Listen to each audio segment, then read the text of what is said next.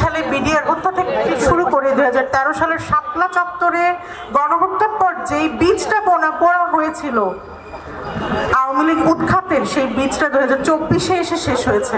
আমার বড় ভাই বুয়েটের শহীদ রেহান আহসান 2013 সালের 5ই মে হেফাজতের আন্দোলনে নিহত হন। তার গুলিটা মাথায় লেগেছিল, তাকে আর বাঁচানো যায়নি এবং আমরাও তাকে আর ফিরে পাইনি।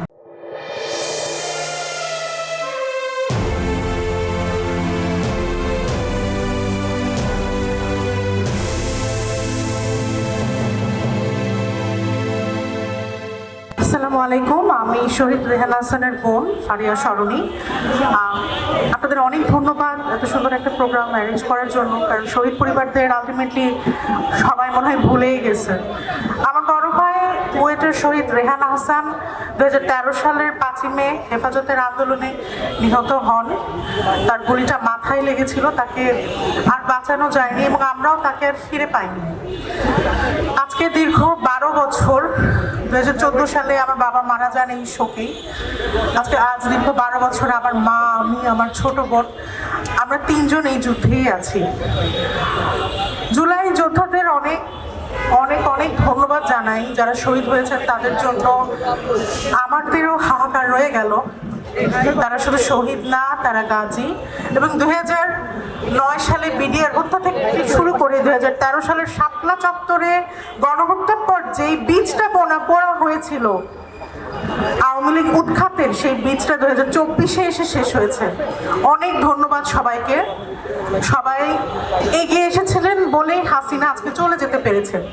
যদিও আমাদের এখনো বাকি আছে জুলাই প্রোক্লেমেশন, যেটা আমি সরকারের কাছে এখনো দাবি জানাচ্ছি। আইসিটিপিতে আমাদের চলমান বিচার প্রক্রিয়াগুলো এখনো ধীর গতিতে আগাচ্ছে, এটার গতিও যেন তাড়াতাড়ি হয়। আমার মা বেঁচে থাকতে যেন তার ছেলের বিচার দেখে যেতে পারেন, হাসিনাকে যেন ফাঁসির কাঠগড়ায় আমরা দেখতে পাই।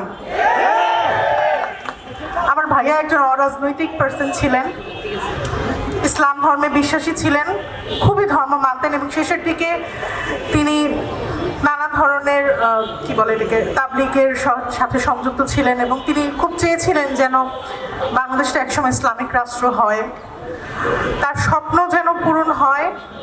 এবং সে যেই যুদ্ধটা রেখে গেছে, সেই যুদ্ধটা 2024 পর্যন্ত আমি টানছি, এরপরে আপনারা আরও টানবেন। এই যুদ্ধ চলতে থাকবে, ভারতীয় আগ্রাসন বিরুদ্ধে এই যুদ্ধ চলতে থাকবে।